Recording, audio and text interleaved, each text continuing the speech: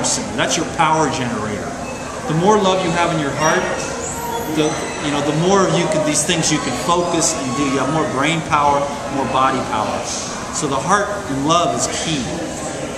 And with the mind, you heal the mind by just understanding that the mind is the same as the heart. The mind just thinks. It's a thinker. Your heart's a beater, your mind's the thinker. You're not your thoughts. You're the dude that's up here watching you. So as soon as you become more awareness and you just observe yourself, you just observe the phenomenon that you call you. You call it the me. But it's really a story. I mean, you didn't ask your parents to, whatever, smoke weed while you were in the house, or whatever it was that they did, and all the conditions that led you up to where you are. So now you've got all these programs, and every time you watch TV, flash, flash, flash, flash, programmed, sucker. You're like, KFC, KFC. You don't even know it. They just use a 3-second flash display on you, and now, pow, there's a neurodendrite in your head. It's a KFC dendrite. Now you're programmed. So what you do is you learn to go, oh, you sit up here. That's the power of meditation, contemplation. Is you become the witness to all of this, and it gives you a lot more power when you separate yourself from the story. You sort of watch the story, and it gives you more space to work. You don't get so emotionally involved in the ups and downs of your life. You know what I mean? As your mind, everybody knows, all you hear know that your mind just is crazy. It goes on and on and on. You can't tell your mind to stop and see what happens. It'll just keep right on going. Try to tell your heart to stop. It just has its own thing. The mind is a thinker, so that's where a lot of people, they get stuck up there. They believe their own belief systems. That's a bad mistake. Never believe your own belief systems. That's a lot of stress. Just be a witness and tap in to that inner energy and let it do its work through you. And it will guide you to the right diet, the right people. It'll tell you, get rid of this person out of your life. They are toxic. And if you don't listen, that's your problem. But you gotta do you. You gotta look at you in the mirror, and you're stuck with you. You don't have to look at them in the mirror. You have to look at yourself in the mirror. And if you're like overweight or sick, and your whole family's like, you're never gonna eat raw foods. Just eat this chicken, damn it.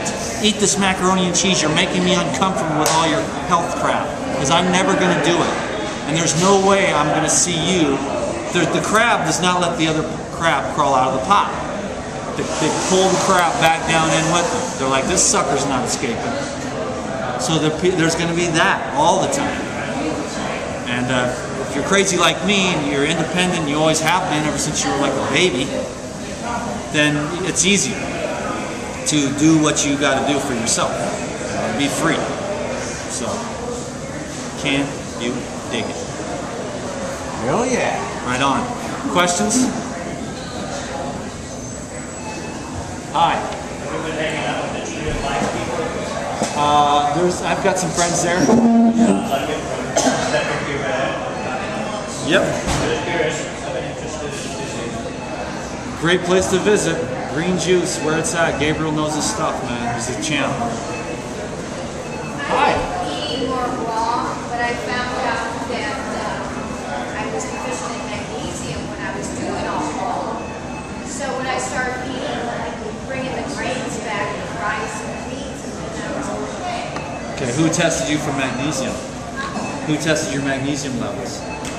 It's called Any Test Now. Okay. They have a vitamin mineral pan. Were you, before that, were you drinking green juices? Yeah, I do a smoothie every morning. But then for 2 weeks I went all raw, and then I was having severe cramps. Okay. What kind of raw were you doing? Nuts and seeds? No, just fruits and vegetables. And you were having some cramps, huh? Yeah. That's interesting.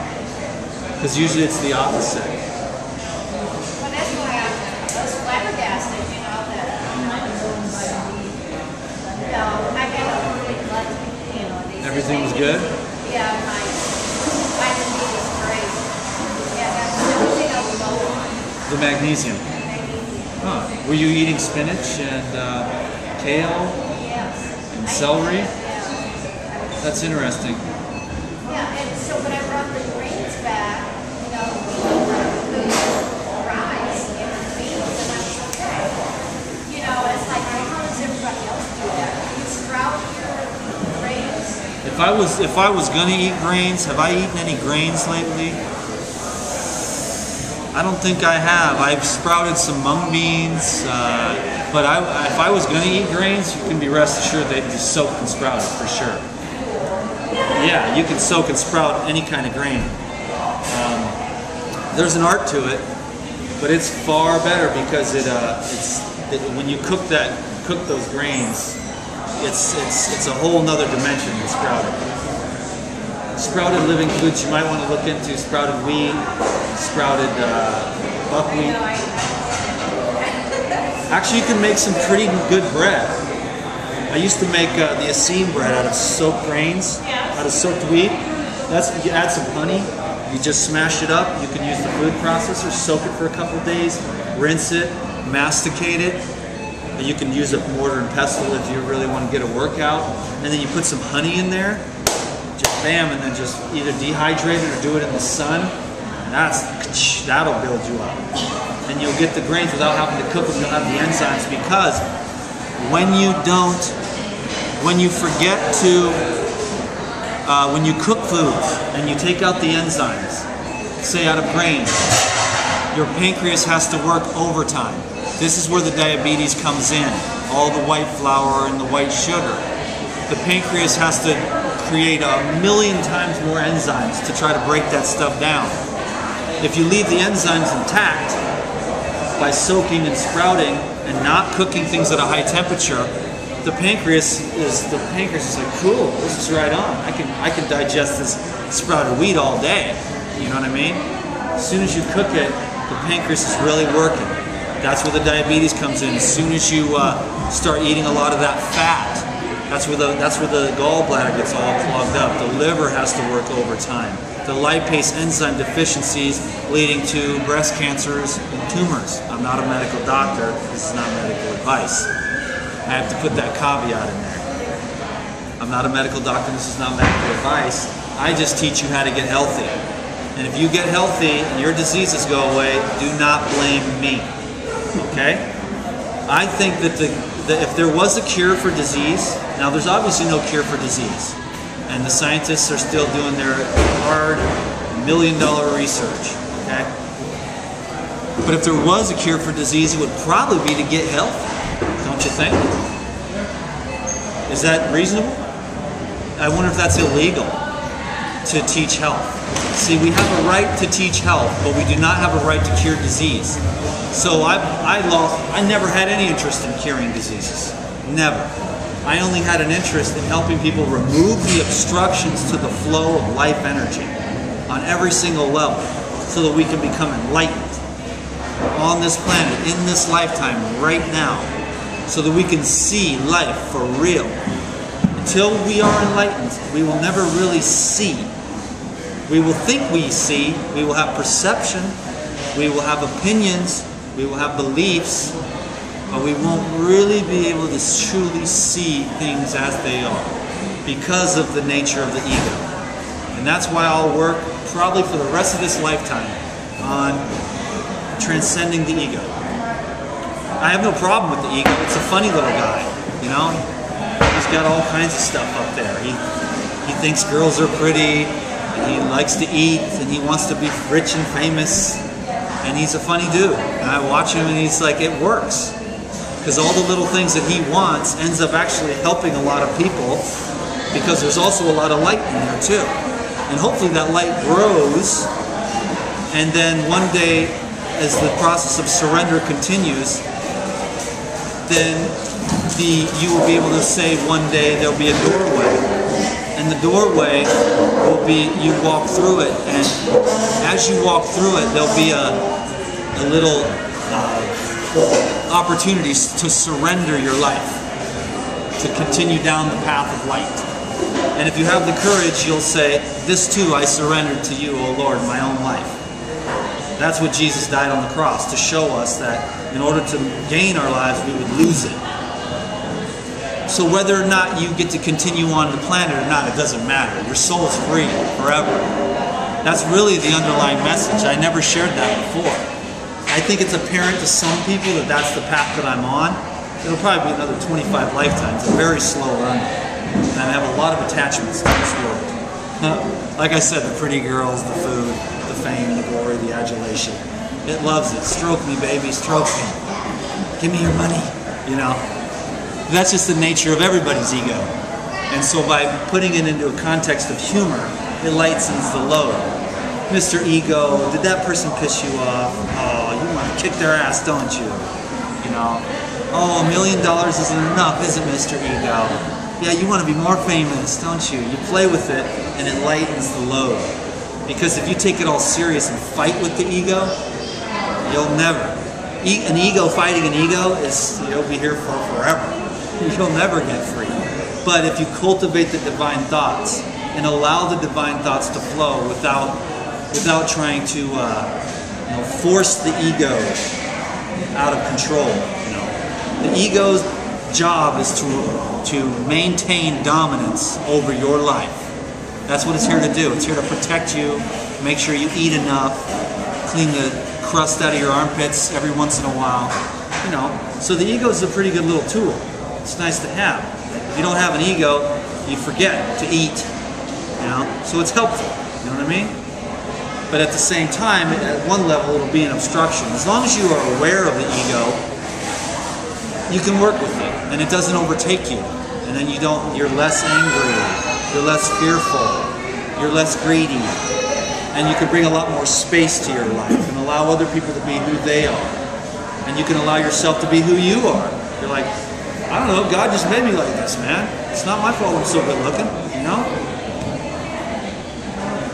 So that's just how that's just how you do it, It's all should be just lighten up. So the food has a lot to do with that. The heaviness of the food really bogs down that. Like I said, if you take that fruit and you keep adding to that aura and enhancing and enhancing and enhancing, your energy is going to grow, your awareness is going to expand, the energy that you have to witness and observe, and the efficiency of letting go. You can just let go, like it gets quicker and quicker. Like you can have this going along, your life is great, and all of a sudden you have this emergency thing or something. I don't know, the child support people come and take all your money. And you're like, and you could really get pissed off about that, or you could just go, oh, okay. Worst case scenario, I'm totally broke for a little while, and half my debt's paid off now. Okay, that's cool, And it takes you about 1 second. Whereas before, a couple of years ago, you'd be fretting for hours and days and weeks and wanting to fight and beat somebody up. And, it's not fair, bastards. So you grow and you evolve and things get easier and easier. And then you see it's just a blessing in disguise. And now half your debt is paid off and you're back on the road again and you're all good. And so everything is really a blessing, and the universe is always working for you. It's always working for you. So the key to a happy life, see, in this world we're taught the river's flowing this way, right? Let's say the river's flowing this way. Well, we're trying to paddle upstream. That way is the happiness, that way. Well, really the happiness is just letting go of the oars, just chilling. You're just floating down the river of life, no problem. There's no problems in this world, not even death. The only problem is you resisting what is. Everything is just going, it's cool, okay. So my house is burning down, and my wife's divorcing me and running off with a guy who's 20 years younger than her. My kids are on drugs, and my dog's peeing on my leg. What's the problem? Or you can just be pissed 20 years later, that bitch, she left me, took all my money with a 20-year-old guy.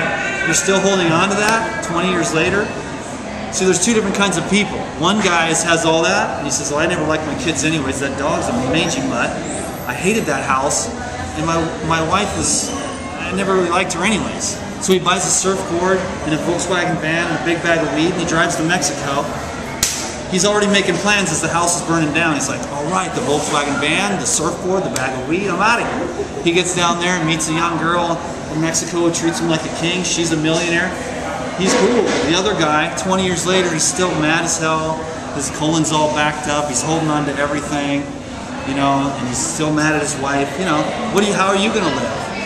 You know, I'm like the surfboard dude. You know, I'm like, okay, cool, on to another adventure. Something new, something fresh, you know? And that reflects. If you've got a big gut, that's a holding on. You're holding on to stuff.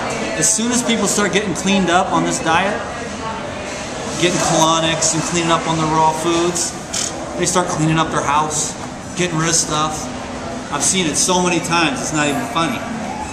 So as you clean up, like I've gotten rid of everything so many times because I just want to be like a backpack. That's how free the energy gets, you know? The less is more, you know? The less crap you got to think about and protect and defend, money and houses and titles and, you know, all that stuff. It's just a drag when you could be out just walking barefoot in the wind by a flowing stream. That's ecstasy with no worries. But we forget all that because we get programmed to think that if I get the nice car, then everyone will like me, and the wife with the big boobs, and the huge bank account, and the adulation from the crowds, I'm a rock star. But then the rock star goes and has to get high. Because once the show's over and everyone stops, yeah, yeah, then he goes back to the corner deli, and nobody recognizes him, and he's a nobody again. He's like, this sucks. And he goes and gets high. Because he's that empty. He doesn't have that God light in him, where he could be on the stage in front of people, and he loves every minute of it. But then he goes back to the motel room and sits by himself and loves every minute of that. And it doesn't change because the God is right there. That life, energy. You are your own best friend. You are your own best friend. Make friends with yourself. Learn to love your own company. When you learn to love your own company, this life gets a lot easier. Most people can't stand the sight of themselves, or it's to spend 2 seconds with themselves alone, you know? And when you really get to appreciate who you are, and that energy is trying to speak to you and guide you and tell you how wonderful you are, how magnificent you are, what a blessing you are. God is like inside of you just trying to be like, I love you so much. You know, let me just come through you and bless others. You tap into that, you know, you become a channel for love on this planet, to lift it up, to just be cheerful in spite of it all. And the worst thing that can happen, death, is just the doorway to the next adventure, baby. Except when you get on that side, you can be anywhere, anytime, in less than 1/10,000th of a second. Over here, you got to drag this thing around, feed it, bathe it, you know, wipe its butt, clean the crusties out of its eyeballs in the morning. What, you don't like the wipe the butt thing? Everybody does that, right? So, you know, yeah. Any questions? I'm pretty much hitting all bases, aren't I? Yeah.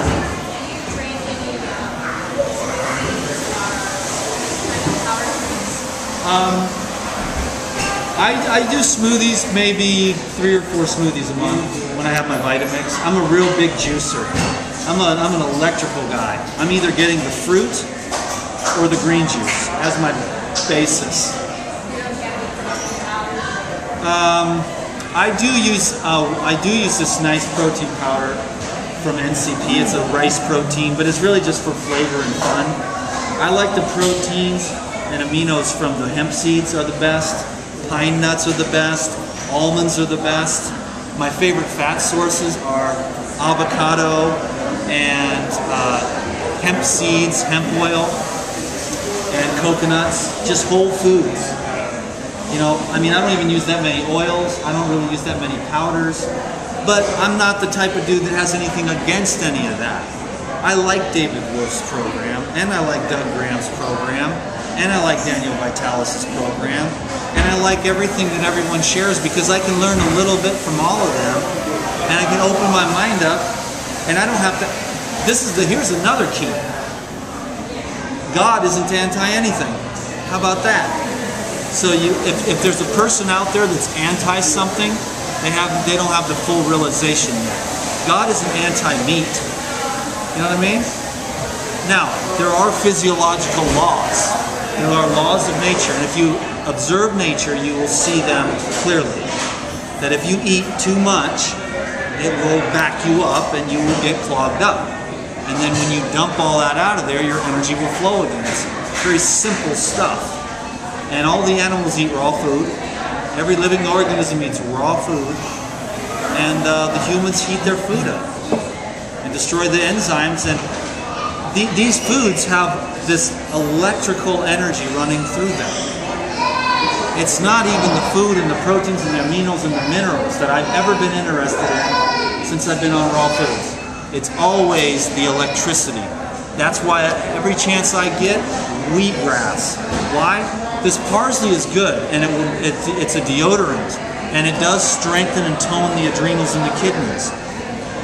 But I would prefer this parsley to be freshly picked, plucked, and eat.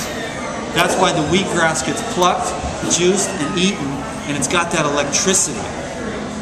So when everyone's worried or thinking about proteins, amino acids and stuff, which do have physiological, when you eat nuts, it sticks to you a little bit more. So you keep on a little bit of weight. You know, I fluctuate up 10, 20 pounds sometimes. I did a water fast a little while ago. I got way down to like 150. I looked like concentration camp. But I felt really good. My eyes were super clear. Things in my body were healing really rapidly. So, you know, but remember though, it's the subtle. The gross matters of the food are just fiber and waste. They come out. The water, you know, lubricates, enhances the cells, and washes the fluids in the body clean, like the chicken heart. Keep the fluids clean in your body and you'll live 120 years. Okay, and then the fatty acids and the amino acids, you need those in small amounts. Most of it just comes out as waste, and it uses what it can to lubricate cells and cellular integrity and to build hair and teeth and eyes and bones.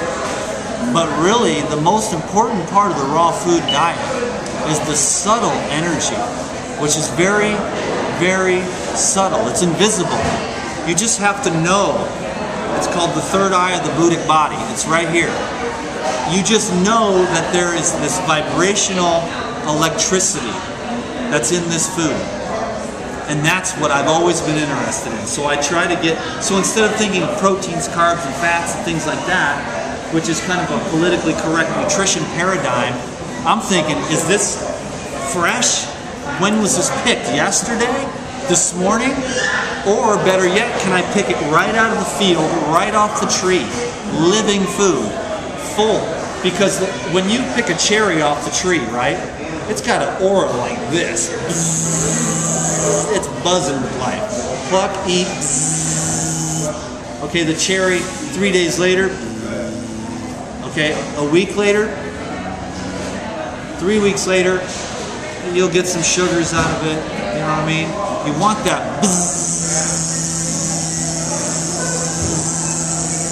burning inside of you. It's silent. It's invisible, but it's real. And it's when the mind opens up and you have the vision, you'll see it. You'll see it on the trees, hanging on the fruit. And that's what you'll be attracted to. It's that electricity, that life energy. And those subtle properties are what feed the subtle essence of the mind. And you quit hating people, and you quit trying to think so much and figure everything out, and you let go of control. You just let go of all control, because all the control comes from is the desire to not die, you know? But once you accept death and you see it as actually like, all my mentors, they changed me. One day my mentor said, I said, so what's the deal, man? I mean, are you enjoying yourself here? And he's like, well, honestly, I can't wait to get out of here. You know what I mean? He's seen all the other worlds that go beyond this one. And as you get to a very high level of spirituality, you kind of feel stuck. in your body. You know what I mean? But you still appreciate it and you do the work because you know you signed a contract.